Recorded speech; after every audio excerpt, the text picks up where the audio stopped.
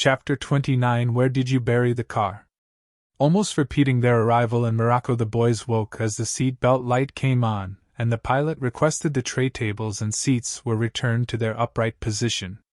London looks overcast, Graham, said Bouncer as he looked out the window at Heathrow as they came into land.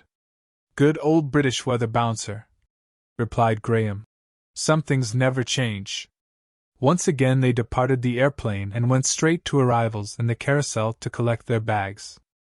Leaving the airport arrivals lounge, the boys headed to the car park where Graham phased once more into vehicle mode and waited as Bouncer loaded the bags and hopped into the driver's seat. 45 minutes later they were back at their London base where Dellie was waiting for them. Dellie? They both shouted as he opened the door, inviting them in. How are you? I'm good, thank you. I've been working out what to do with the solarium we recovered. What do you mean? Asked Bouncer. Well, the solarium ultimately leads to Sepulchre's success, so we really should try and not allow that to happen, at all costs. Oh yes, I see what you mean. What do you think is best? Asked Graham. Well, I was thinking of taking it off planet. That way no one on Earth will ever find it, or at least not for a few decades. Which planet?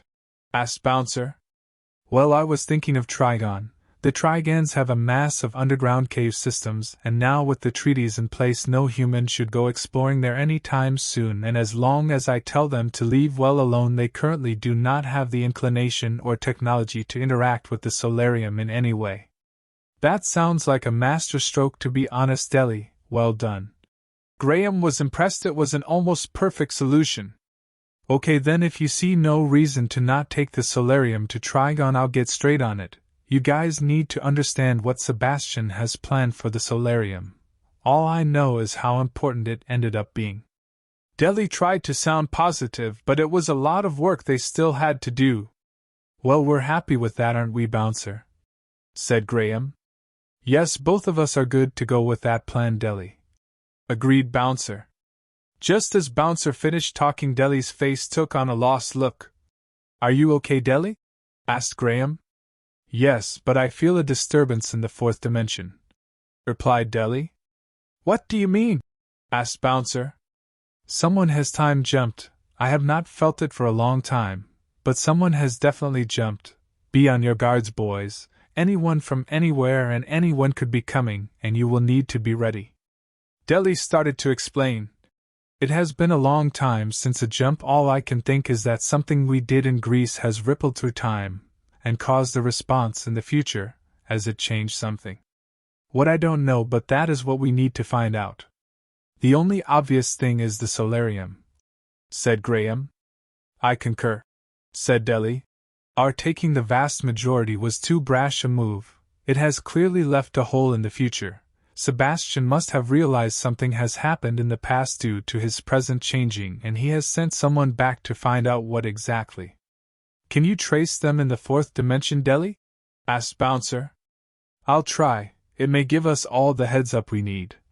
As his words trailed off, Dellie slipped into some form of trance-like state. He was moving through the fourth dimension, trying to seek out the glitches and bumps that the time travel had caused.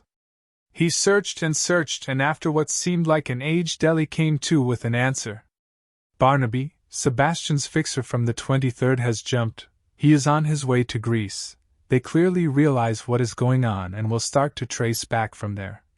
Dellie's face was as serious as the boys had ever seen it. Is everything okay, Dellie? You look scared, asked Graham. Yes, I'll be fine. I just need to ensure this solarium is off planet as soon as possible. Okay, so we know what to do, Dellie. Bouncer and I will cover Earth-side operations, leaving you free to hide the solarium. We'll meet up on your return and hopefully we'll have some answers. The punch landed squarely in Barnaby's stomach, the gut-wrenching action of a body from one point in space-time being yanked forcefully to another through the direct application of high energy. Unlike the science fiction movies from the late 20th, there was no need to be naked or not take any metal through the time portal. All that was required was that the content and volume of any metallic items be measured and declared at the outset in order for the variations to the field strengths to be calculated and adaptations made prior to the jump. Any undeclared items could or rather would seriously affect the stability of the time portal and cause any number of events to occur due to the fields that drove the warping of space-time being out of balance, and when things are no longer in balance, bad things tend to happen. Irrespective, for this jump everything had been measured, remeasured and finally measured once more. It had to go smoothly, and as a result of the precautions it did precisely that. Barnaby had warped out of the 23rd back into the 21st as seamlessly as ever. It was the punch that always made you regret that initial eagerness, that, oh, time travel, that would be nice decision, but for now it was over, he was here and he could start.